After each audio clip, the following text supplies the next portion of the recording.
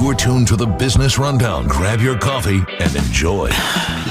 All right, welcome to another exciting episode of the Business Rundown. I'm your host, Matthew Sanchez, and I have Chad Kraft with us, the other host today. And boy, today is probably one of my favorite topics to talk about. I know I briefly mentioned this in a previous episode where we were talking about marketing, but today we're really going to spoil you guys with sales funnels.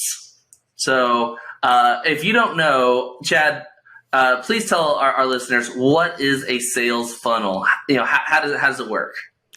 So this is a really good question, Matt, because a lot of people, I don't know this for sure, but I'm pretty sure a lot of people think that their customers magically land in their business fully ready to give them money, but that is not the case. What? I know it's a very sad reality that we live in. I've been trying to change it. I just don't know who to talk to about that. But it just doesn't work. So you're saying just because I put a sign up in front of my office that people aren't just going to just start walking in? You know, if you build it, they may come. But the adage that if you build it, they will come is complete nonsense. Not true. Okay. It is not great. And I made a post the other day and somebody said, if you build it, they will come. And I just, I clicked like. I wanted to respond, no, that's not true at all. You have to tell people about it, you know? But instead I was just like, at least you read the post. You kind of got where I was going. You didn't fully grasp the concept, but that's okay. It's something that's been hammered in our minds for years. And then Field of Dreams took it, a step further and made it a concept in the movie. But sorry, what a sales funnel is, basically it's taking your prospect from the awareness stage, so from them knowing who you are, and then funneling them down to different levels. So first they enter your funnel, and this could be in a myriad of ways. They could watch a video, they could listen to you on a podcast. So some people might be entering our ecosystems through this podcast, and this is top of funnel. This is awareness. They know who we are, right? If they're on YouTube or it's another popular funnel, they'll see our faces, right? So they'll know what we look like. They'll know what we sound like if they're listening on Spotify or Apple Podcasts. And then, but that's the awareness. So then they may come into our funnels by, we both have assessments as part of our top of funnel. So they could take an assessment. That's when we capture their email address. Popular examples of top of funnel are a webinar, a video series, a mini course, a free course, whether it's videos or email, a PDF, so like an ebook telling you how to, the 5 common mistakes that contractors make with their marketing, right? Something that is specific for someone, makes someone to sign up. It seems valuable enough for them to want to give you their email address. So in this world, in this ecosystem, an email address is like currency. And that's what you're trading for. And then you're taking that email address from awareness, knowing who you are, downloading your thing. That's like buy number 1. Your lead magnet, some other people would call. Mm-hmm. Yeah, exactly. A lead magnet. That's a we'll refer to it as a lead magnet from here on. So they'll have access to your lead magnet. You'll put them into an email sequence. The first email will deliver that lead magnet. So, hey, here's your PDF in case you missed it. Here's the book you requested. Yeah, and if they took an assessment, here's your results, and here's what that means, right? People love BuzzFeed quizzes. Mm-hmm. Mm-hmm. Imagine if to get your results on a BuzzFeed quiz, they had you put in your email address. I feel like those would be incredibly powerful marketing tools. And that's what we're doing here.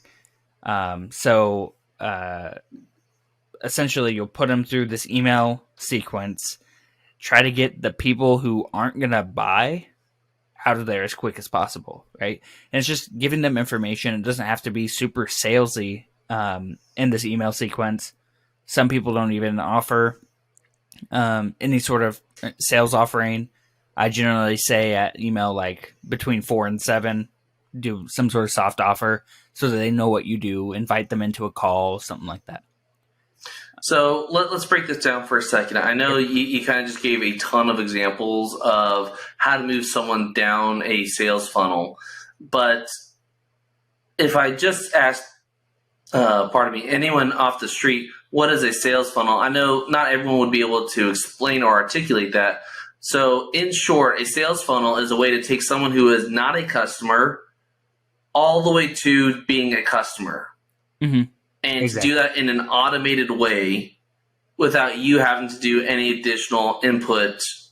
Well, there may be something at the end, right, to like a final sales call or a consultation of some sort, right? But the idea is that you want to build up enough interest and excitement in the product or service you're delivering that solves their problem that they, by the time they speak to you, are ready to hand you the cash. Mm-hmm. Is that a good way to put it? Yeah, and it doesn't have to be, like you said, it doesn't have to be fully automated. And I think that's where a lot of people get scared and are like, I'm just not going to have one. You can have pieces of it automated, but there are a lot of things that like I have to do manually. And so in my automation, I have like rules where it'll send me a ping and say, hey, this person is at this stage of your funnel. So then I'm like, okay, they're pretty serious if they've gotten here. So then I may, if I have their phone number, I may give them a call and just say, you know, if I haven't met them, introduce myself, you know, things like that. Because the word automation can be, It means a lot of things to a lot of different people. Yeah. So, there's two things that I think come in. Scary is one where it is, seems too daunting to have to create this automation. The second one puts us into a mindset where we don't want to communicate, or we don't want to be reaching out to people. But honestly, if you think about the sales funnels that you've entered, which you've entered hundreds, just think about like all the email lists that you're like, how did I get on this email list? You got on this email list because you signed up for a lead magnet. And think about some of the past sales you've made. And it's probably from a salesperson reaching out to you after signing up for a lead magnet. And so even though a lot of it's automated, people still value that human interaction. No matter how much they run to Chat GPT or anything like that, like how much they talk about AI, human interaction is still going to win. And that's where you can honestly be different. That can be a differentiating factor. Yeah. It's kind of interesting you mentioned that because, I mean, I'm just thinking of a handful of experiences. And are you like me? Like sometimes like I actually sign up for people's lead magnets, not because I really want the lead magnet. I'm just curious about their funnel. Like that is something I do a lot. Yeah, I have an email exactly designed just for the spam because it's just spam. But I also get a little bit of inspiration because I'm like, how does someone did you know? Okay, this was like a long time ago. I wanted to learn how to play piano, and there are some piano teachers that have they have a fully automated sales funnel, and I'm like, that's impressive. Like I would never have thought about that. Like I saw a couple of their YouTube videos. They say, hey, click here to learn more, right, about whatever, right, scales or whatever it was. And I still keep their funnel just because I'm like, how are they just pumping out consistently like a different email every time? So I was actually very inspired by it because, I would never have thought that music lessons could be a fully automated funnel. Yeah. Right. Grant Cardone's another one. I mean, if he'll send you like 5+ emails a day. Obviously, he's got a big team, a lot of different writers. But I'm also it kind of gives you some inspiration where it's like, yeah, I have no intention of signing up for any of his courses or anything like that. I'm a fan to a certain degree, but at the same time, yeah,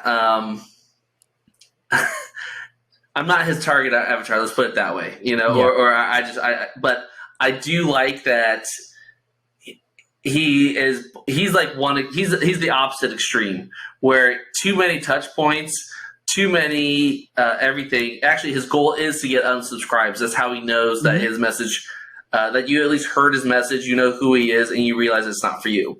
And I think that's a great goal, because the quicker that you can get to know, like, that's feedback. And so a lot of people are like, hey, we need that feedback, right?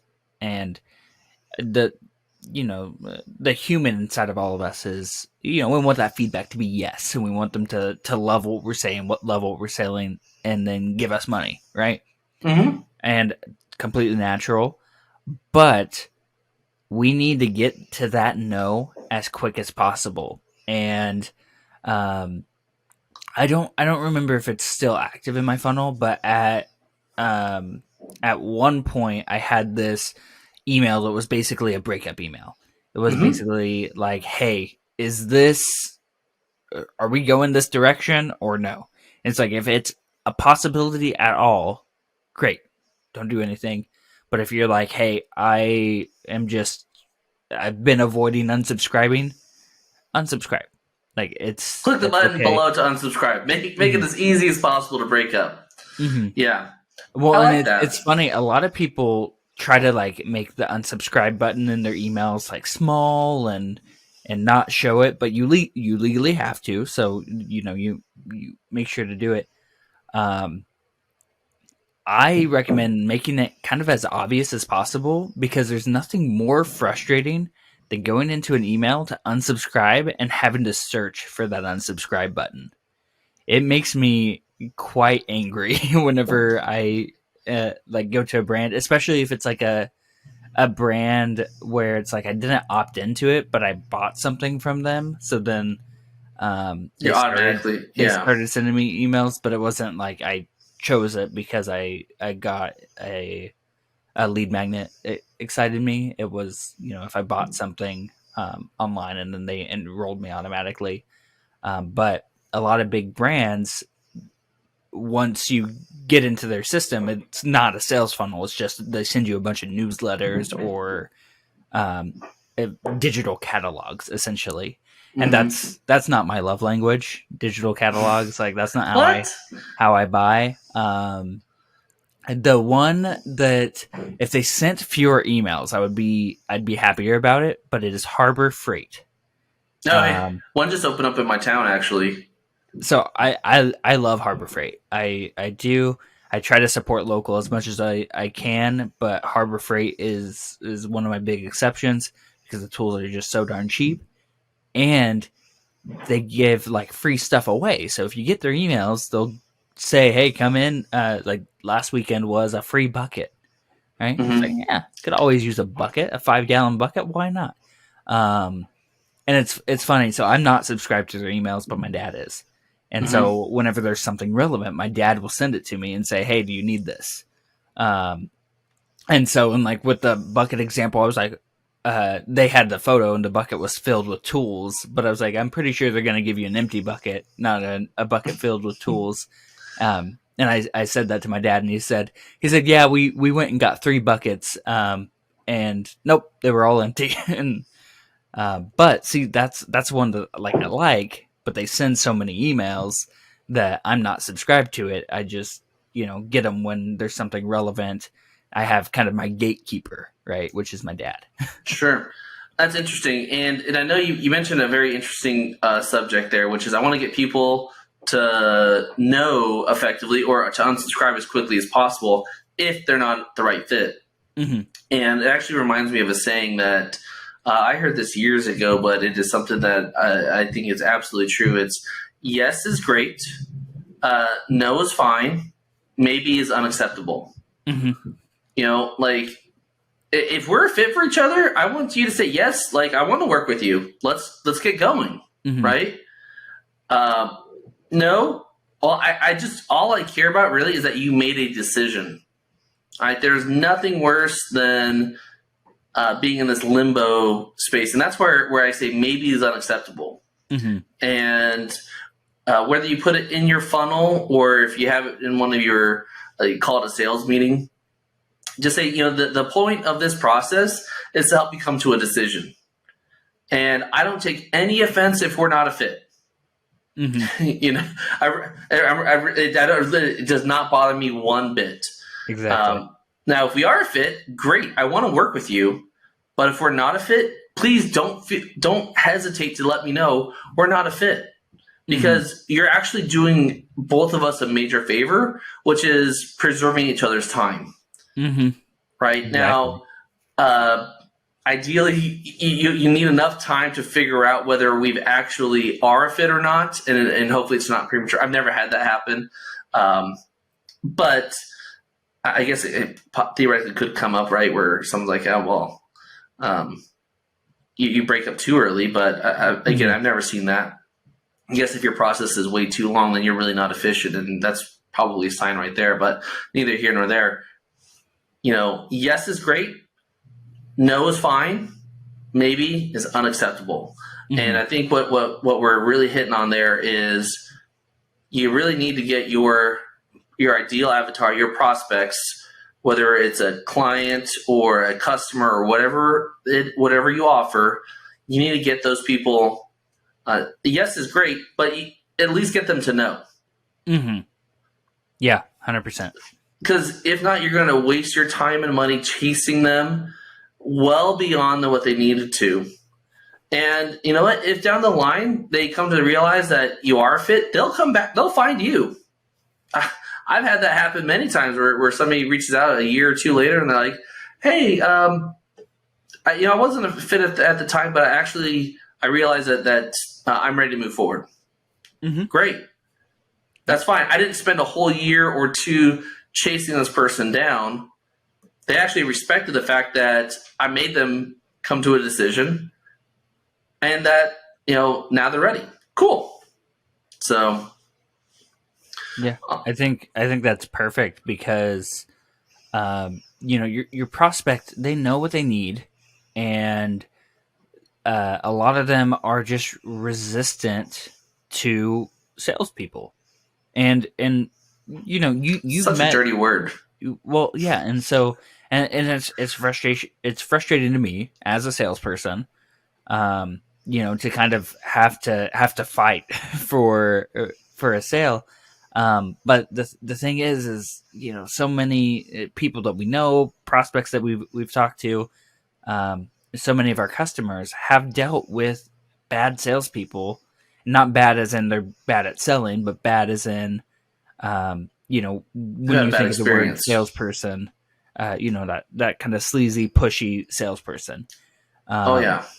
That's not the majority in sales. The majority of people who are in sales don't identify as salespeople, which I think is the mistake there, is getting everything into this. So even everything in marketing is get it in a sales mindset, because it's basically taking people from awareness to dollars. You got to come here. Here's where they know you. Here's where you make money. And it's the middle ground that bridges the gap.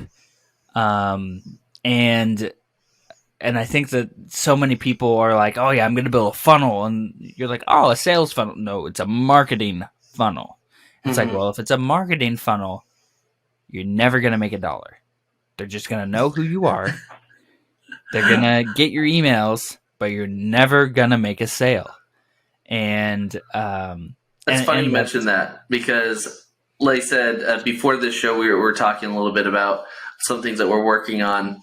And I was working with a particular marketing group, and we had some very frank conversations. Here are the goals. Here's what we're looking for, and I wanted a sales funnel. Here are the metrics. They are sales oriented. Now I know we could have a whole conversation as to the differences and all that kind of stuff. Long story short, we agreed to the metrics. We're on the same page. We defined what the success is, and the response is almost like, well, you got a lot of people very aware of your brand and your business. Like, that wasn't the point of this campaign. Mm-hmm. We talked about this, right? We talked about what we were going to mark as success. And so there are things that they will control, and there are things that we cannot control. And it's important to understand the difference. Now, I understand that to a certain degree, marketing cannot control end sales. But at the same time, marketing is about getting your message to the right people, to the right audience that can convert. Mm-hmm. And you can have evidence of that. And I think really one of the fun things about funnels, and I think what I get so excited about, is what makes one person's funnel successful or not is actually the level of sophistication, right? The more I don't have to have the best widget in the world to be the best seller of it, right? I can have, and let's just say it doesn't matter what widget you sell, right?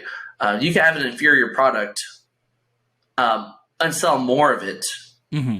than somebody who is the best at what they do because they can't get the word out in front of the right type of people. Mm-hmm. And that's really what's important is when we talk about funnels is the increasing levels of sophistication. As you get better at funnels, at first you need to just create one just to even understand how they work. But you'll learn how to become increasingly sophisticated to be able to read the data. And when you understand what the data is suggesting to you, then you make adjustments and tweaks and changes until you actually have a fully viable end-to-end funnel, which can get the result you're looking for, whether it's a sale or a sales conversation. So I think that's why I like sales funnels so much. It's kind of funny you mentioned that there are people who don't identify as salespeople, and I think that stigma holds especially true in the financial services industry. Mm-hmm. Because, I mean, as an independent advisor, RA, all that kind of stuff, we look at brokers as financial salespeople, and they always kind of talk down about how bad that these people are because they're all about sales and commissions, right? Mm-hmm. And so I remember having a conversation with a client. They were saying, well, but you'll make money if we work together. Yes, of course, right? So you're a salesperson, and I was like, no, I'm an advisor, right? I sell advice, I guess, And so it was kind of interesting that there's an entire industry of financial professionals who have trained themselves to say that they're not financial salespeople. But at the end of the day, that's what it is. And you have to be honest with yourself and be comfortable with yourself that it's okay that you're in sales. I know in some parts of the world, like in the UK, it is like, oh my gosh, it's like the worst thing in the world that your son or daughter could grow up to be a salesperson. But I don't look at sales as a negative thing. It can be. There are people who definitely manipulate and do unethical things. Absolutely. But I think that's why I like to hold the mirror up and say, here's what I stand for, right? Here's the value that I add. And if you can clearly do that and really help people, that's the heart, right? You need to help people. And if you're helping people, the natural result of that, helping them solve their problems, is sales. I mean, the reality is I don't work for free. I don't know anyone who is serious about almost anything who works for free. You know, that's how, the invisible hand of the economy works, right? Like, it's good. It's good to make money. When you have money, guess what? You can spend it. You can invest it. You can do a lot of different things. You can help a lot of people when you have money. Mm-hmm. And that's okay. That's a good thing, so I know I just have coached so many people through money mindsets, right? And how that actually really holds people back from a lot of success because they're afraid almost to be successful and to make money. Yeah. So I know we're getting off a little bit on a tangent, but No worries. Chad, any final thoughts that you would like to share today when we talk about funnels?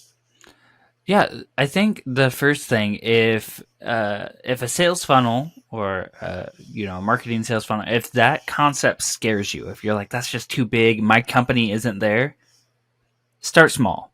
All right, create a 5-page PDF, put some of your knowledge into it, and then just do a simple email sequence that leads people to request a call with you. Something super simple, educating them. And that's the thing, is you're creating smart buyers. You're creating people who understand what you do, know what you're talking about. And then whenever they're thinking about this service or this product, the thing that you're selling, they're going to connect you as an expert because you're the one who taught them about it. So just start small, right? It doesn't have to be elaborate. It doesn't have to be anything big now, right? It can always improve, and that's true with anything in your business and anything in marketing.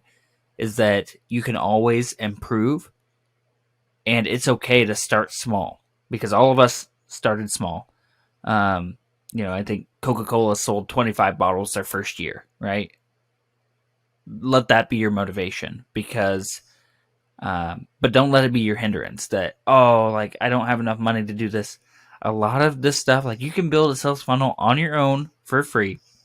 And you know what? I'll give you a great resource before we head off, and it's a book called Marketing Made Simple. It's by Donald Miller, and basically that book walks you through how to build a website and a sales funnel that are going to take people from awareness to customer. And it's just a super simple DIY way to leverage this, because that's one of the biggest things that I hear is, I'm not big. My company is not big enough to do this. Yes, it is. A lemonade stand could do this and should. People who sell music lessons can do that. Girl Scout cookies have an email list. So, and I get the email that says it's Girl Scout cookie time. Buy yours today online. Anyway, yeah, I think just don't overthink it. Build a sales funnel, and if you want, send your sales funnels to us, and we'll sign up, and we'll give you feedback. Some feedback, exactly. Yeah, that's fun. Yeah, exactly. Cool. The last thing I would just add for today is, especially anyone on the fence, if you think that your business is too small, I think it's one of those things, it's kind of cliche, but you can't afford not to do it, kind of thing. And Agreed. It is one of those things where, you're going to need to invest time, assuming you're a solopreneur, right? Either you got time or you got money. Either you hire professionals who are going to do it for you, and they'll be a lot faster and you'll get you up and running a lot sooner, or you do it yourself. And in either case, it's going to cost you either time or money. Long story short, I remember when I created my first funnel, and it's a work in progress, but it took me, it was a 3-video series. Each video runs about 7-8 minutes, but it took me probably 3 weeks. I mean, if that's all I did, I didn't just do that, but I have businesses to run at the same time. Yeah. But it also, that's where it started, because it was important to me that the copy and the script, I had some ideas, but most of the time actually was just in creating copy, writing scripts. And once I had the script down, and I was saying things that I always say every day in every conversation, and I packaged it in a way that I can deliver effectively that message, then the rest of it took care of itself. Because when people go through that funnel and they hear the words, they are hearing my true, authentic voice, exactly how I would deliver it if I was going to have a one-on-one conversation with them. And that unique footprint and experience, actually the feedback I get is, no one else is doing this. This is awesome, you know? And so what it leads to and what it has led to is when I do have that, by the time they've gone through all 3 videos and we do have a one-on-one conversation, the conversations are exponentially better because I don't have to educate while trying to learn more about this person.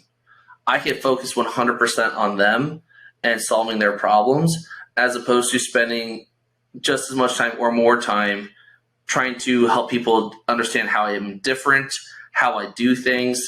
And it's a way to, as Chad mentioned, make your client or prospect more educated.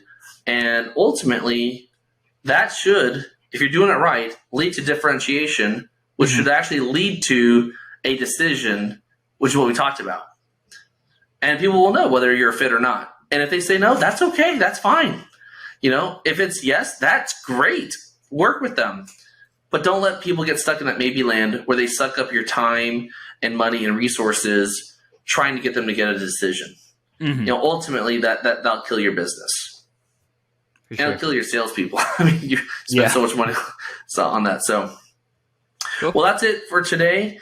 We looking forward to, actually, we'll probably have a more in-depth series about sales funnel. I think today we were really just pretty high level, and in the coming episodes, we'll really dive into creating effective sales funnels.